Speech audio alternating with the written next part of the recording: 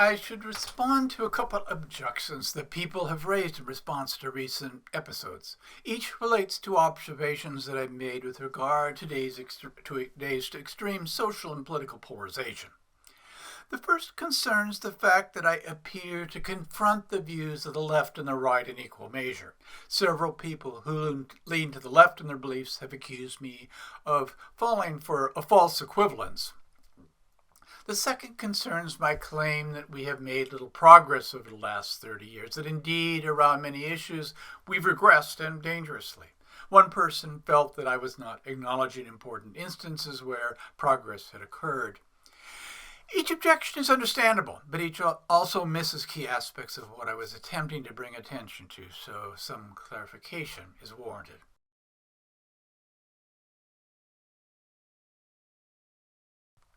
With regard to the first objection, I need to be clear that I very much appreciate the dangers of making false equivalences. We often find this trap with efforts at balanced reporting and the like. It leads directly to what creative systems theory calls compromise fallacies, and too often it simply misses what is true.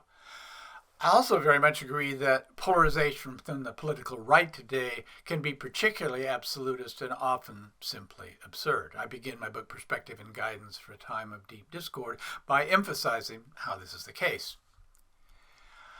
But the people who found an issue with the fact that I articulate no's and yeses toward both the right and the left fundamentally miss the point I'm making. The critical result with cultural maturity, with integrative meta-perspective and the more systemic picture of the world that it produces, is the ability to think more systemically, to get beyond thinking in polar terms and better hold the whole systemic box of crayons.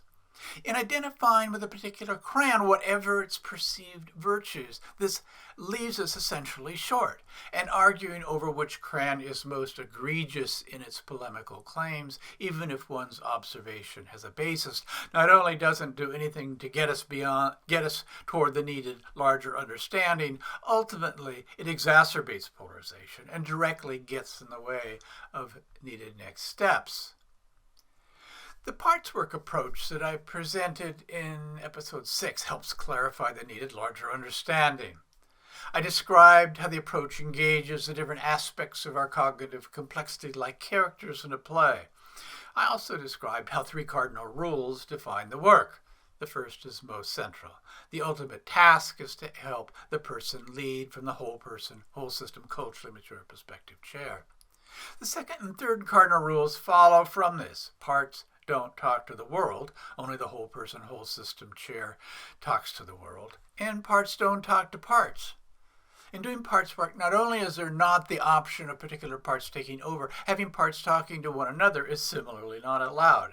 The important recognition with regard to the first objection here is that arguing over which side is most off the mark in its claims in the end leaves us only with parts talking to parts.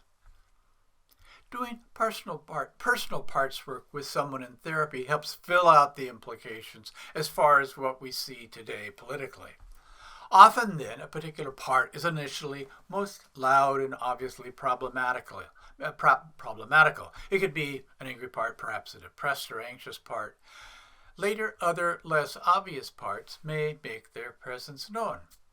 Frequently, the person more specifically identifies with these further parts and sees them in positive ways, often as a solution to the perceived difficulty. As the work progresses, however, the person often confronts a surprising and easily disturbing recognition. The problem ultimately lies as much with the person's identification with an initially less visible part. At the least, in being a part, it inherently leaves us short. And often it is this part taking over that is specifically triggering the more obviously problematic part to act out. This is not to somehow turn the tables and make the less visible part the real problem. Rather, it is to reinforce the essential recognition that arguing about which part is a real problem quite precisely gets in the way of succeeding with the task at hand. It is this kind of parts talking to parts argument that is ultimately the problem. In my book, creative systems theory, I document how it has not always been a problem. Indeed, historically, it has served us. It's helped drive creative change. But that was the past. When it comes to the task ahead, learning to live and lead from the whole person culturally mature perspective chair, it specifically blinds us to what is necessary if things are to work going forward. It is interesting for me to look back through my life to instances where the actions of others, whether from the ideological left or the ideological right, have ended up doing harm to my efforts. Without question, the greater damage has come from the hands of people on the left, whether the more left-hand identification is more political or perhaps more spiritual. This has not at all been because those on the left are more prone to doing harm. They tend to see themselves as nicer people, and very often this is the case.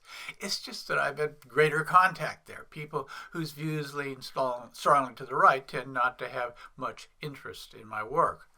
But it's important to appreciate that people who identify with more left-hand sensibilities are no less capable of causing damage. It is also the case that they are particularly prone to doing damage in ways that are difficult to defend against, such as through undermining behaviors that have people taking little, if any, responsibility for their actions. They can be like those initially quiet parts in the parts work example that prove to be especially problematical when the task is culturally mature understanding.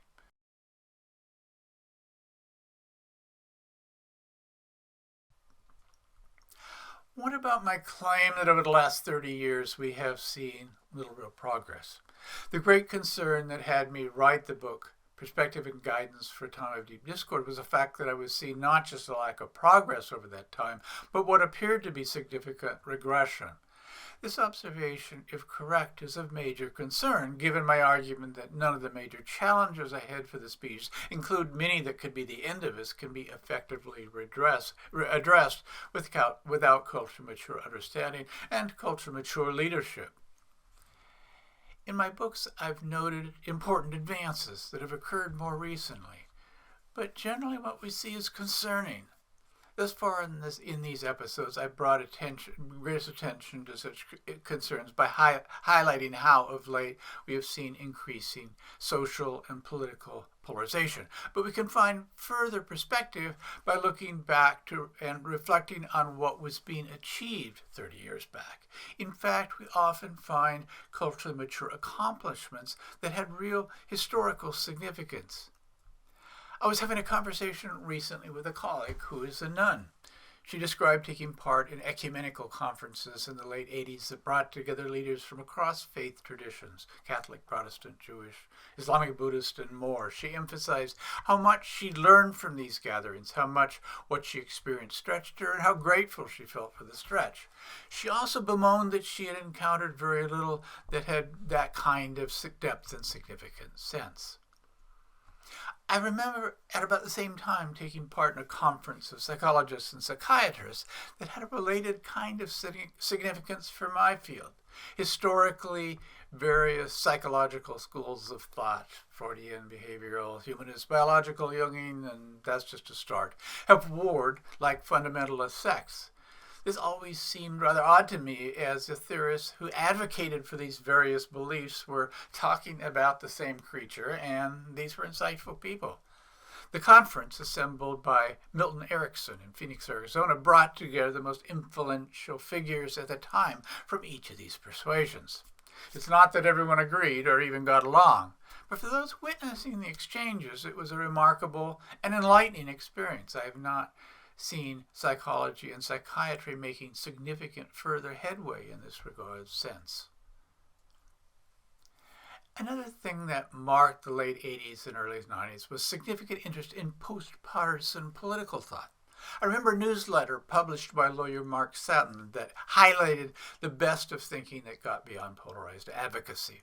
Each edition, besides taking up particular issues, included references to a couple books that came at the task of more encompassing thought from a somewhat different perspective.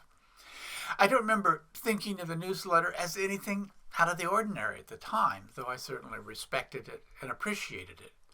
Today, the whole idea that post-partisan thought might be a legitimate concept is beyond what many people can grasp.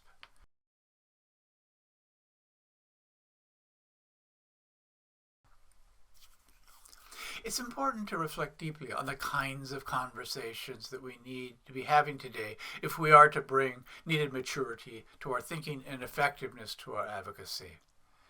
With regard to the first objection here, note that they would have nothing to do with arguments over which side in today's various polarized debates are being most ludicrous.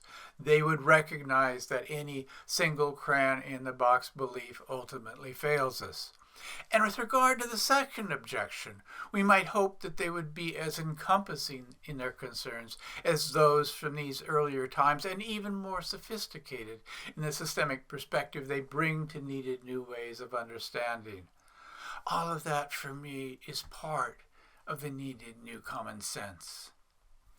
Again, I look forward to your thoughts and questions.